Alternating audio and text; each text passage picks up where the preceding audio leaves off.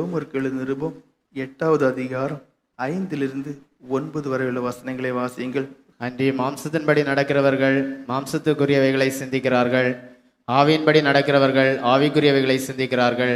மாம்ச சிந்தை மரணம், ஆவியின் சிந்தையோ ஜீவனும் சமாதானமுமாம். எப்படி என்றால், மாம்ச சிந்தை தேவனுக்கு விரோதமான பகை. அது தேவனுடைய நியாய பிரமாணத்துக்கு கீழ்ப்படியாமலும் கீழ்ப்படியக்கூடாமலும் இருக்கிறது. மாம்சத்துக்குட்பட்டவர்கள் தேவனுக்கு பிரியமாக இருக்க மாட்டார்கள். தேவனுடைய ஆவி உங்களில் வாசமாயிருந்தால் நீங்கள் மாம்சத்துக்குட்பட்டவர்களாயிராமல் ஆவிக்குட்பட்டவர்களாயிருப்பீர்கள். கிறிஸ்துவின் ஆவி இல்லாதவன் அவருடையவன் அல்ல. வாசிக்க கேட்டதான வசன பாகமானது இந்த உலகத்திலே 2 விதமான ஜனங்கள் மாத்திரமே உண்டு என்றும், அவர்கள் எப்படிப்பட்டவர்கள், அவருடைய தன்மைகள் எப்படிப்பட்டவைகளாக இருக்கும், அவர்களுடைய முடிவு எப்படி அமையும் என்பதை பவுல் அப்போஸ்தலர் ரோமர்கள் நிருபத்திலே தெளிவாக விளக்கக்கூடியதான காரியம்தான் இவைகள். இந்த உலகத்திலே 2 விதமான ஜனங்கள் மாத்திரமே உண்டு என்று சொல்லுகிறார். நாம் பின்மாற்றம் என்கிறதான 3வது ஒரு குரூப்பை எடுத்துக்கொள்கிறோம். ஆனால் பவுல் அப்போஸ்தலர் சொல்லுகிறார், அந்த பின்மாற்றமான மனுஷனும் மாம்சீக சிந்தை உள்ளவனே, அவனும் பாவியே என்று. ஒட்டுமொத்த உலகத்திலே 2 விதமான ஜனங்கள். ஒன்று மாம்சீக சிந்தை உடையவர்கள், அப்படியானால் பாவிகள். மற்றொன்று ஆவிக்குரிய சிந்தை உடையவர்கள், அப்படியானால் அவர்கள் பரிசுத்தவான்கள். அடுத்த வசனம் என்ன சொல்லுகிறது? மாம்சீக சிந்தையோடு ஒரு மனுஷன் காணப்படுவானே ஆனால் அவனுடைய முடிவு மரணம் என்றும், ஆவிக்குரிய சிந்தை உடையவனாக ஒரு மனுஷன் காணப்படுவானே ஆனால் அவனுடைய முடிவு ஜீவனுடையதாகவும் சமாதானத்துக்கு ஏற்றவர்களாக இருக்கும் என்றும், அடுத்தது அந்த மனுஷனுடைய தன்மைகள் எப்படி இருக்கும் என்று, மாம்சீக பிரகாரமாக உள்ளதான மனுஷனுடைய தன்மை, அவன் எப்படிப்பட்டவனாய் இருப்பான், அவனாலே 7-8 வசனம் என்ன சொல்கிறது? அவனாலே தேவனுக்கு பிரியமாய் இருக்கவே முடியாதென்றும், அவன் நினைத்தாலும் அவனாலே கீழ்ப்படிய முடியாதென்றும், அவன் எப்பொழுதுமே தேவனுக்கு விரோதமாகவே செயல்படக்கூடியவன் என்றும், அவன் தேவனாலே பகைக்கப்படக்கூடிய ஒரு நிலைமையில இருப்பான் என்று சொல்லப்பட்டிருக்கிறது. ஆவிக்குரிய மனுஷனுடைய வாழ்க்கை எப்படி இருக்குமாம்? அவன் எல்லா விதமான மாம்சீக பிரகாரமான காரியங்களிலிருந்து விடுவிக்கப்பட்டு அவன் கிறிஸ்துவை உடையவனாகவும் கிறிஸ்துவனுடைய அச்சடையாளங்களை உடையவனாகவும் அவன் பரிசுத்தவானாகவே இருப்பான் என்றும் வேதம் சொல்லுகிறது. சுருக்கமாக சொல்லிவிட்டேன். 5வது வசனம் அது என்ன சொல்லுகிறது? 2 விதமான ஜனங்கள். வாசியுங்கள். அன்றியும் மாம்சத்தின்படி நடக்கிறவர்கள் மாம்சத்துக்குரியவைகளை சிந்திக்கிறார்கள், ஆவியின்படி நடக்கிறவர்கள் ஆவிக்குரியவைகளை சிந்திக்கிறார்கள். அப்படியானால் சிந்தையே ஒரு மனுஷனை வழி நடத்தும் என்று சொல்லப்பட்டிருக்கிறது. எப்படி? சிந்தை தான் ஒரு மனுஷனுடைய சகலத்திற்கும் பேசா அஸ்திபாரமாக இருக்கிறது. அடுத்த வசனத்துக்கு 3வது வர வேண்டிய வசனம், அதாவது 5வது வசனம் முதல்ல வர வேண்டியது. அது என்ன? மனிதன் யார், பாவியா பரிசுத்தவான். அடுத்து அவனுடைய தன்மைகள் 7-8 என்ன சொல்கிறது? அவன் எப்படிப்பட்டதான மனுஷனாக இருப்பான், மாம்சீக பிரகாரமான மனுஷன் என்றால் அவனுடைய தன்மைகள். 9வது வசனம் என்றால் அது இதை குறித்து சொல்கிறது, ஆவிக்குரிய மனுஷனுடைய தன்மைகள். திரும்ப எங்க வரணும்? 6வது வசனத்துக்கு வரும். அது என்ன சொல்லுது? மாம்சீக பிரகாரமாக வாழக்கூடிய மனுஷனுடைய முடிவு மரணமாக இருக்கும், ஆவிக்குரிய பிரகாரமாய் வாழக்கூடிய மனுஷனுக்கு எப்படி இருக்குமாம்? அவன் சமாதானமாய் இருப்பான், அவனுடைய முடிவும் நித்திய ஜீவனுக்கு ஏற்றதாக இருக்கும் என்று. இனி முதல் வசனத்தை மறுபடியும் வாசிங்க, அதாவது 5வது வசனம். அன்றியும் மாம்சத்தின்படி நடக்கிறவர்கள் மாம்சத்துக்குரியவைகளை சிந்திக்கிறார்கள், ஆவியின்படி நடக்கிறவர்கள் ஆவிக்குரியவைகளை சிந்திக்கிறார்கள். சிந்தனை எவ்வளவு முக்கியம்னு பாருங்க. நம்ம எல்லாருமே எப்படிப்பட்டவங்களா இருக்கிறோம்? வெளியில நல்லவங்களா இருக்கிறோம். அந்த அக்காவா, அந்த நபரா, அந்த விசுவாசியா, அவர்களா என்று சொல்லும்போது நம்ம என்ன சொல்லுவோம்? ரொம்ப பெருமையா சொல்லுவோம். ஆனா அந்த மனுஷனுக்குள்ள எவ்வளவு சிந்தனைகள் இருக்கிறது, அந்த சிந்தனைகள் எப்படிப்பட்டவர்களா இருக்கிறது என்பதை அறிகிறவர் தேவனும் அந்த மனுஷனும் தானே. சிந்தனையை நாம் அறியக்கூடியவர்களாக இருக்க வேண்டும், அந்த நினைவுகளை புரிந்து கொள்ளக்கூடியவர்களாக இருக்க வேண்டும். அவைகள் ஆவிக்குரிய பிரகாரமாக இல்லாமல் இருக்குமே ஆனால் அழுது புலம்பி அதிலிருந்து விடுதலை பெற வேண்டும். ஏன் இதை சொல்லுகிறேன்?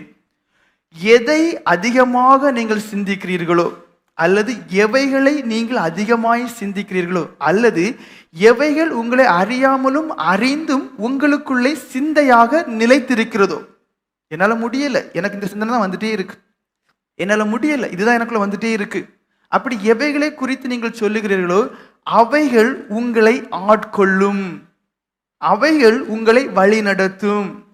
அந்த சிந்தையின்படியே நீங்கள் எப்படிப்பட்டவர்களாக மாறுவீர்கள்? அந்த சிந்தைகள் மாம்சீக பிரகாரமாக இருக்குமேயானால் உலகத்துக்குரியவர்களாக மாற்றப்படுவீர்கள்.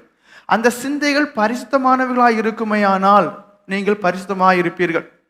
எடுத்துக்காட்டாக மாம்சீக சிந்தை என்று இங்கு சொல்லப்பட்டிருப்பது வெறும் அசுத்தம், பாவம் மட்டுமல்ல, உலகத்துக்குரியவைகளும் கூட.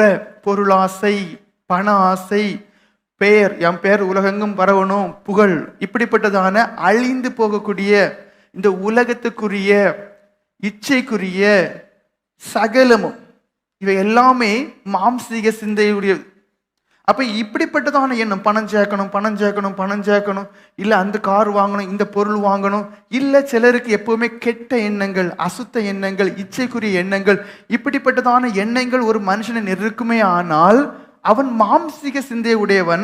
அப்படி மாம்சீக சிந்தை உடையதான மனுஷன் அந்த மாம்சீக சிந்தையின்படியே நடக்கக்கூடியவனாக மாம்சீக மனுஷனாகவே இருப்பான், உலகத்துக்குரியவனாகவே இருப்பான். ஆவிக்குரிய சிந்தை என்றால் எப்படி? அந்த மனுஷர்களை அறிந்தும் அறியாமலும் அவர்களுக்குள்ள என்ன தாகம் இருக்கும், ஜெபம் பண்ண வேண்டும், ஜெபம் பண்ண வேண்டும் என்று இருக்கும். கிடைக்கிற நேரத்தில் ஜெபம் பண்ணக்கூடியவர்களாக இருப்பார்கள். வேதத்தை வாசிக்கக்கூடியவர்களும் வேதத்தை தியானிக்கக்கூடியவர்களுமாக இருப்பார்கள்.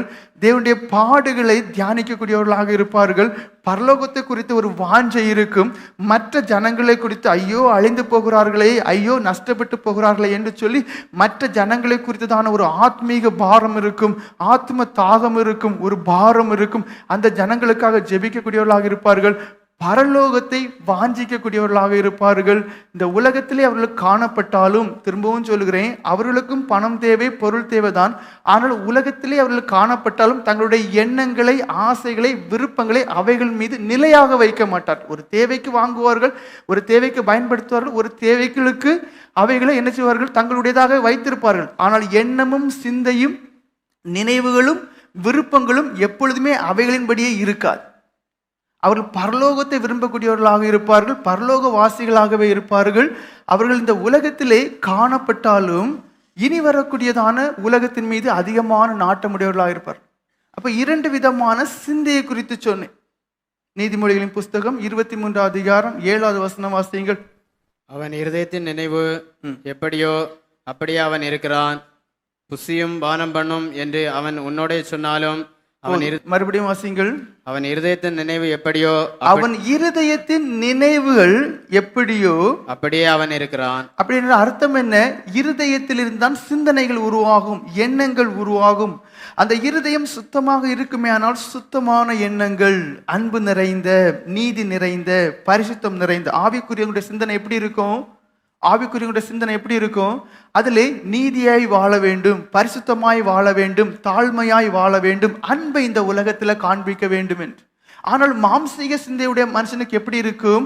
அவனுக்குள்ளே விரோதங்கள் இருக்கும், பகைகள் இருக்கும், சண்டையை மூட்டக்கூடியதான குணங்கள் இருக்கும், தீய எண்ணங்கள் இருக்கும், வைராக்கியங்கள் இருக்கும், கசப்புகள் இருக்கும், கோபங்கள் இருக்கும், மூர்க்கங்கள் இருக்கும், துஷ்டத்தனமான சிந்தனை இருக்கும்.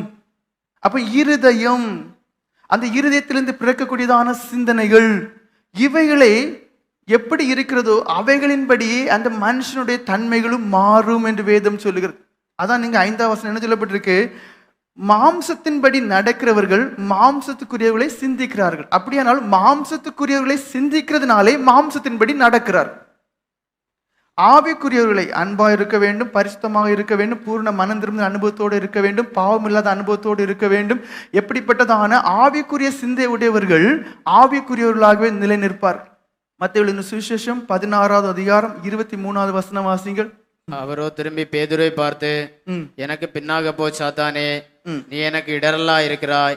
தேவனுக்கு ஏற்றவைகளை சிந்தியாமல் மனுஷருக்கு ஏற்றவைகளை சிந்திக்கிறாய் என்றார். இங்க உற்று பாருங்க, இங்க ஆண்டவராய் இயேசு கிறிஸ்து பேதுரு அப்போஸ்தலருடைய சிந்தையை கடிந்து கொள்கிறார். ரொம்ப கோவப்படுறார், கடிந்து கொள்கிறார். எனக்கு பின்னாடி போ சாத்தானேன்ட்டு அப்படி சொல்லி முடிக்கல, சிந்தையை கடிந்து கொள்கிறார். ஏன் உனட்ட இருக்கக்கூடிய சிந்தை மாம்ச சிந்தை, உனக்குள்ள இருக்க சிந்தை உலகத்துக்குரிய சிந்தை. இந்த சிந்தை தீர்த்து கட்டும், உன்னையும் தீர்த்து கட்டும், என்னையும் தீர்த்து கட்டும். நீ உலகத்துக்குரியவர் சிந்திக்கிறா, மாம்சீக பிரகாரமாய் சிந்திக்கிறா, நீ தேவனுக்கு ஏற்றபடி சிந்திக்கல. அப்ப உங்க சிந்தனையை நீங்க பாருங்க, அது மாம்சீக பிரகாரமா இருக்கிறதா என்று. ஏன்னா ஷார்ப்பா திட்டுறார்.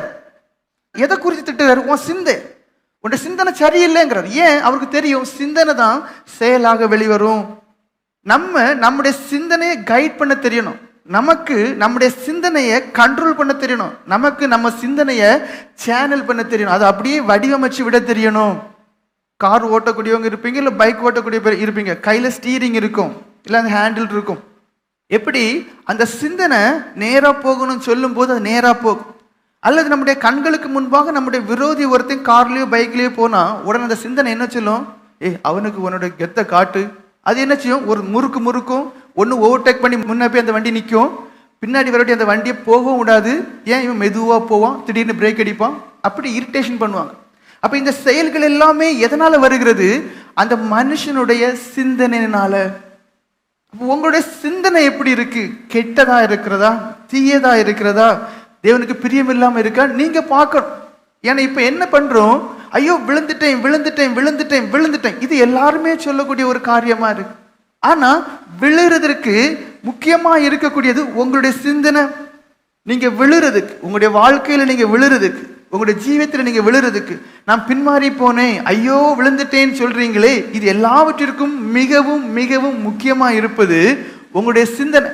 ஒவ்வொரு நாளும் கிட்டத்தட்ட 100க்கும் மேலாக, ஒவ்வொரு நாளும் நீங்க 100க்கும் மேற்பட்டதான தேர்வுகளை செய்றீங்க, தீர்மானங்கள் எடுக்கிறீங்க. இங்க போகலாமா, இங்க போகக்கூடாதா, இல்லை இதை செய்யலாமா, இல்லை இந்த காரியத்தை பண்ணலாமா, இப்படி எல்லாமே நீங்க முதல்ல என்ன செய்றீங்க?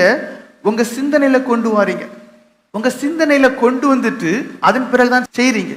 அப்ப அதே போலதான் ஒவ்வொரு காரியத்திலையும் நான் மாம்சீக பிரகாரமா இருக்கிறேனா அல்லது ஆவிக்குரிய பிரகாரமா இருக்கிறேனா என்று உங்களுடைய ஜீவியத்தை நீங்க ஒவ்வொரு நாளும் பார்க்கணும். இல்லைன்னா என்ன ஆகும்? உங்க சிந்தையை நீங்க கண்ட்ரோல் பண்ண தெரியாமல் இருப்பீர்களே, ஆனா அந்த சிந்தனை உங்களை கொல்லும். மாம்சீக சிந்தையுடைய எந்த மனுஷனும், மாம்சீக சிந்தையுடைய எந்த மனுஷியும் அந்த சிந்தையை அறிஞ்சு அந்த சிந்தையை நீங்க கொல்லாமல் இருப்பீர்கள் அப்படின்னு அர்த்தம். அதுக்கு இடம் கொடுக்காம, அந்த ஆசைக்கு இடம் கொடுக்காம, அந்த இச்சைக்கு இடம் கொடுக்காம, அந்த சிந்தைக்கு இடம் கொடுக்காம அப்படியே அது நீங்க கொல்லுவீர்களே, ஆனால் அந்த சிந்தனை உங்களை கொல்லாது. அல்லது அதுக்கு கொஞ்சம் இடம் கொடுத்து, அதை இன்னும் கற்பந்தரிக்க இடம் கொடுத்து, அதை இன்னும் சிந்திச்சு இன்னும் அதுல இன்பம் காண்பீர்களே, ஆனால் அது செயலிலே வரும். அந்த செயலினுடைய முடிவு மரணமாயிருக்கும். ஒரு சில எடுத்துக்காட்டு சொல்றேன். முதல் எடுத்துக்காட்டு யாரு? ஏவாளுடைய வாழ்க்கையை பாருங்க. ஒரு ஆசை வந்து போச்சு. எப்படி? நானும் தேவனாக வேண்டும், நானும் தேவனை போல இருக்கணும் என்று. என்னானது? அதுவரைக்கும் எத்தனையோ நாள் பார்த்ததான அந்த பழத்தின் மீது அதுவரைக்கும் விருப்பம் இல்லை. ஆனா இந்த எண்ணம் வந்த பிறகு எப்படி? நானும் தேவனை போல இருக்கும். அந்த எண்ணம் வந்ததுனாலேயே அந்த பழத்தை பறிக்கிறாள், சபிக்கப்பட்டவராய் போறாள். அதாவது அந்த சிந்தனை தான் உங்களை என்ன செய்யுது? வழி நடத்து. காயினுடைய சிந்தனையை பாருங்க. காயின் எப்படி கெட்டு போனா? அவனுக்குள்ள என்ன வந்து போயிட்டு, என்னுடைய காணிக்கை ஏற்றுக்கொள்ளப்படல, என்னுடைய சகோதரனுடைய காணிக்கையை தான் ஆண்டவர் ஏத்துக்கிட்டார். அவனுக்குள்ள என்ன சிந்தனை வரல? நாம் விசுவாசத்தோட, நாம் முழு இருதயத்தோட அந்த தேவனுக்கு அர்ப்பணிக்கலன்னு சொல்லி தன் நிலையை அவன் உணரல. இங்கதான் அநேக விசுவாசி தப்புன்றது. காயினுடைய ஜனங்கள், காயினுடைய ஆவி பிடித்தவங்க, காயினுடைய சிந்தனை எப்படி இருந்துச்சு? என் தம்பி ஆண்டவர் நேசிக்கிறார், அவனுடைய காணிக்கை ஏற்றுக்கொண்டார். ஆனா இவனுக்கு தெரியல தப்பு என் மேல இருக்கு. நாம் விசுவாசத்தோட நாம் மனப்பூர்வமாய் கொடுத்தா தேவன் அதிக நிச்சயமா என் காணிக்கை ஏற்றுக்கொள்வார். அவனுக்கு அந்த சிந்தனை வரல. தேவன் என்ன நேசிக்கல, ஏன் காணிக்கை ஏற்றுக்கொள்ள. பொறாமை உண்டாகிறது. அந்த பொறாமை என்கிறதான சிந்தனைக்கு அவன் இடம் கொடுத்ததுனாலே அவன் கொலைகாரனாக மாறினான். தன்னுடைய சொந்த சகோதரனை கொலை செய்தான். சவுளுடைய வாழ்க்கையை பாருங்க. சவுல் ராஜாவுடைய வாழ்க்கை ஒரு சிந்தனை தான். எப்படி?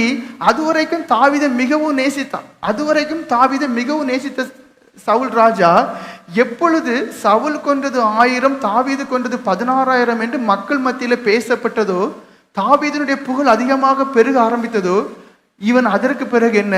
அந்த தாவீதை வெறுக்க ஆரம்பித்தான். புரிந்து கொள்ள தெரியவில்லை. என்னோடு தேவன் இருப்பதை காட்டிலும் தாவீதோடு தேவன் அதிகமாக இருக்கிறார் என்று சொல்லி தன்னை தாழ்த்த தெரியவில்லை. யோவான் ஸ்நானன் என்ன சொன்னாரு? அவர் பெருகணும், நான் என்ன நான் குறுகணும். அவருடைய ஆண்டவராய் இயேசு கிறிஸ்துனுடைய அவர் கால்களில் போட்டிருக்கதான செருப்பு, அதில் உள்ள அந்த ஷூ லேசஸை அவிழ்க்கிறதுக்கு வரைக்கும் எனக்கு தகுதி இல்லைன்னு. அது மனநிலை. அதான் பரிசுத்த ஆவினாலே நிறைக்கப்பட்டவர் என்று யோவான் ஸ்நானம் சொல்லப்பட்டிருக்கு. ஏன்னா யோவான் ஸ்நானத்தை வந்து கம்பேர் பண்றாங்க. நீர் இவ்வளோ நாள் வந்து ஞானஸ்நானம் கொடுத்துட்டு இருந்தீரு, இப்போ ஒருத்தர் வந்தார் இயேசுங்கிற பேர்ல, அவருக்கு பின்னாடி திரள் கூட்டமா ஜனங்கள் போறாங்க. அது ஆவிக்குரிய சிந்தனை. பொறாமைக்கு கசப்புக்கு அங்க இடம் கொடுக்கவே இல்லை. சவுல் ராஜாவுடைய வாழ்க்கை அப்படி இல்லை, பொறாமைக்கு இடம் கொடுத்தான். அப்ப என்ன ஆனது?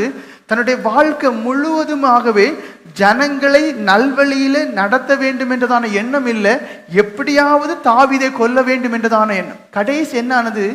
தான் தற்கொலை பண்ணி சாக வேண்டிய ஒரு நிலைமை வந்தது. இவைகளெல்லாம் சம்பவிக்க காரணம் என்ன? சிந்தனை. அப்ப உங்களுக்கு தெரியணும், சவுல் ராஜாவை போல உங்க சிந்தனை இருக்கக்கூடாது, யோவான் ஸ்நானனை போல. ஒருவேளை உங்களை இனி ஒரு நபரை வைத்து ஒப்பிட்டு பேசலாம். நீங்க தாழ்மை உள்ளவர்களா இருக்க வேண்டும். நான் அழைக்கப்பட்ட அழைப்பு இது, எனக்கு தேவன் வைத்திருக்கிற பங்கு இது. அப்படியானால் உங்களுக்குள்ளே பெருமையும் உண்டாகாது, பொறாமையும் உண்டாகாது, உங்களுக்குள்ளே விரோதமும் உண்டாகாது, குரோதமும் உண்டாகாது, சண்டையும் உண்டாகாது, பிரிவினையும் உண்டாகாது. நீங்கள் தேவனை உடையவர்களாக, ஆவிக்குரியவர்களாக, பரிசுத்தவான்களாகவே இருப்பீர்கள். பிள்ளையாமுடைய வாழ்க்கையை பாருங்க, எப்படி நல்லா இருந்த மனுஷன், தேவன் உறவாடக்கூடிய ஒரு மனுஷன், பொருளாசை வந்தது. அதனால திரும்பவும் சொல்றேன், மாம்சீக சிந்தை நீங்க சொல்லப்பட்டிருக்கிறது வெறும் அசுத்தம் இச்சை மட்டும் கிடையாது. உலகத்துக்குரிய காரியங்களிலே உங்கள் சிந்தனை இருக்குமையானால், உலகத்துக்குரிய காரியங்களிலே அற்ப காரியங்கள், அழிந்து போகக்கூடிய காரியங்களுக்கு உங்களுடைய சிந்தனை இருக்குமையானால் நீங்களும் மாம்சீக சிந்தை உடையவர்களே. பிலேயாமுடைய வாழ்க்கையை பாருங்கள், பொருளாசை அவனை பிடித்தது. ராஜா வெகுமதிகளை தருவேன் என்று சொன்னான். அதை கேட்ட உடனே அவனுடைய இருதயம் அதன் பக்கம் சாய்ந்தது. ஆனால் ஒவ்வொரு முறையும் அந்த ஜனங்களை சபிக்க போகும்போது தேவன் அதை ஆசீர்வதித்தார். இவனுக்கு வேறு வழியே இல்லாமல் தீய ஆலோசனையை கொடுத்தான். ஆனால் வேதம் சொல்லுகிறது அதை அவனால் அனுபவிக்க முடியவில்லை. அப்ப மாம்சீக சிந்தை என்கிறது பொருளாசையும் குறிக்கும். யூதாசுடைய வாழ்க்கையை பாருங்கள், தேவனோடு கூட இருந்த மனுஷன், ஆண்டவராகிய இயேசு கிறிஸ்துவோடு கூட இருந்த மனுஷன், மிகவும் உயர்ந்த ஸ்தானமாகிய அப்போஸ்தலர் என்று சொல்லக்கூடிய ஸ்தானத்தை இலவசமாக பெற்ற மனுஷன், அதிசயங்களையும் அற்புதங்களையும் செய்த மனுஷன். ரெண்டு பேராக அனுப்பினார்கள், அங்கே பிசாசுகளை துரத்தினார்கள், நோய்களை குணமாக்கினார்கள், வியாதிகளை குணமாக்கினார்கள், அதிசயங்களை செய்தவர்கள். ஆனால் என்ன ஆனது? பண ஆசை பிடித்தது. பணப்பையை கையிலே வைத்திருந்தான். நாள் போக போக போக உலகத்துக்குரியவனாக, பணத்தின் மீது நம்பிக்கை வைக்கக்கூடியவனாக, பண ஆசை பிடித்தவனாக மாறினான். எந்த தேவனிடத்திலிருந்து இரக்கங்களை பெற்ற மனுஷனா இருந்தானோ அந்த தேவனையே காட்டி கொடுக்கவனாக மாறினான். பாருங்கள், சிந்தனை தெளிவா புரிஞ்சுக்கிடுங்க. இனிமேல் யாருமே சொல்லாதுங்க நான் விழுந்துட்டேன். உங்களுக்கு தெரியணும், என் சிந்தைய நான் என்ன செய்யல, நான் யோசித்து பார்க்கல, சோதிச்சு பார்க்கல. சிந்தனை தானு சொல்றோம். சிந்தனை தான் கேடு. உங்க சிந்தனை தான் உங்களை தீர்த்து கட்டுது. ஆவிக்குரிய மனுஷனுடைய சிந்தனை எப்படி இருக்கும்? புதிய ஏற்பாடுல நீங்க பாத்தீங்கன்னா அன்னாள் என்கிறதான பெண்ணை குறித்து வாசிக்கலாம். 84 வயது, இரவும் பகலும் உபவாசம் இருந்தாலும் சொல்லப்பட்டு. அப்போ அந்த பெண்ணினுடைய சிந்தனை எப்படி இருக்கும்? இந்த உலகம் நிஜமல்ல, இந்த உலக வாழ்க்கை நிஜமல்ல, பரிசுத்தமாக இருக்க வேண்டும், பரலோக ராஜ்யம் போக வேண்டும் என்று. அப்போ அந்த சிந்தனை அப்படி இருந்ததுனாலே தான் தன்னையே ஒடுக்கி ஆண்டவருக்கு என்று வாழ்ந்தான்.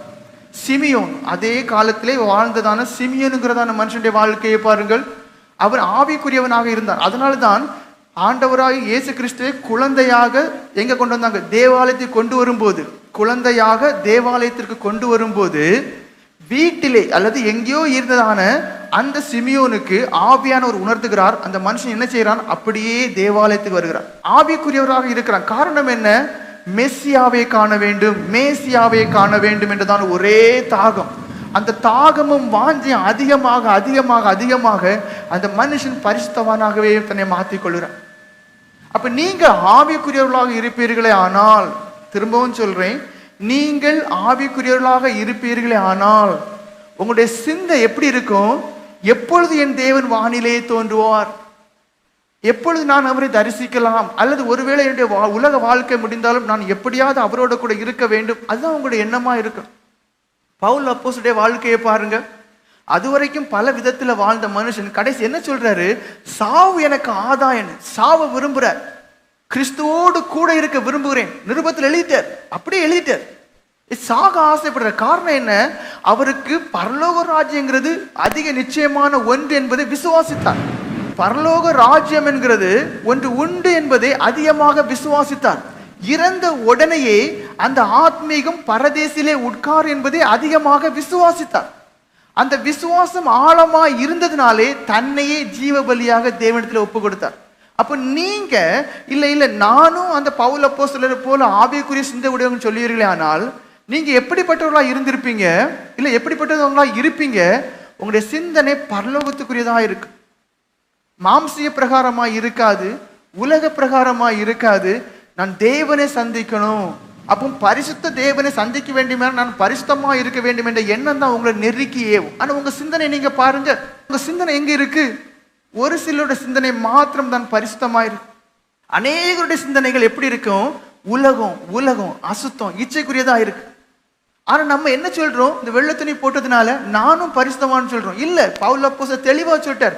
உன் சிந்தையை சோதிச்சு பாரு, உன் எண்ணத்தை சோதிச்சு பாரு, உன் நினைவுகளை சோதிச்சு பாரு, உன் விருப்பங்களை சோதிச்சு பாரு, உன் ஆசையை சோதிச்சு பாரு. இவையெல்லாம் சோதிச்சு பார்க்கும்போது உனக்கு பரிசுத்தம் இருக்கா? தேவ சித்தமான அந்த காரியங்களை குறித்தான எண்ணம் இருக்குதா? பரலோகத்தை குறித்தான எண்ணம் இருக்குதா பாரு. ஆனா உங்களை நீங்க சோதிச்சு பார்க்கும்போது உங்களுக்கு தெரியும் இல்ல. ஆனா இவ்வளவு நாள் நம்ம வஞ்சித்துக் கொள்றோம். ஒரு அரை மணிக்கு ஜெபம் பண்ணும்போது என்ன நினைக்கிறோம்? நான் ஆவிக்குரியவான் என்று சொல்லுகிறோம். இல்ல, உங்க சிந்தனையை நீங்க பார்க்கணும். அந்த சிந்தனை தான் மிகவும் முக்கியம். பேதுரு அப்போஸ்தலருடைய வாழ்க்கையை பாருங்க. முதல்ல பல விதத்துல இருந்தாலும் கடைசி என்ன சொல்றாரு? இந்த உலகத்துக்குரிய பாடுகளை குறித்து நீங்க என்ன கவலைப்படக்கூடாது. அவைகள் இனி வரும் பலன் மீது, அதாவது இனி வரக்கூடியதான அந்த மகிமைக்கு ஒப்பிடவே முடியாது. என்ன சொல்றாரு? இந்த உலகத்துல உங்களுக்கு பாடுகள் உண்டு, கஷ்டங்கள் உண்டு, ஆனா இனி ஒரு மகிமை ஆண்டவர் வச்சிருக்கிறார். அதை ஒப்பிட்டு பார்க்கும்போது இதெல்லாம் நிகரே கிடையாது. அர்த்தம் என்ன? பேதுரு அப்போஸ்தலருடைய மண்டில இருக்கிறதெல்லாம் என்ன? அந்த நினைவுகள் எல்லாம் என்ன? நான் பரலோகம் போனோம், அங்க நான் பட்ட கஷ்டத்துக்கு எல்லாம் என்ன அதிகமான பலன் இருக்கும், அங்க நான் ரொம்ப சந்தோஷமா இருப்பேன். அதான் ஆவிக்குரியவங்களுடைய சிந்தனை. உங்க சிந்தனைகளை பாருங்க. ஒருத்தரும் சொல்லிடாது நான் பின்மாற்றம் ஆயிப்போனேன், நான் கீழே விழுந்துட்டேன். நான் சொல்லுவேன், அப்படியானா நீங்க உங்கள் நினைவுகளை குறித்து ஜாக்கிரதையா இல்ல. விழுறதுக்கு முக்கியமான காரணம் உங்களுக்கு உள்ள உதிக்கக்கூடிய சிந்தனையை குறித்து ஜாக்கிரதையா இல்லாமல், எச்சரிக்கையா இல்லாம அதெல்லாம் வரும் இல்ல, அது வந்தா உங்களை கொல்லும். திரும்பவும் சொல்றேன், அது வந்தா உங்களை கொல்லும்.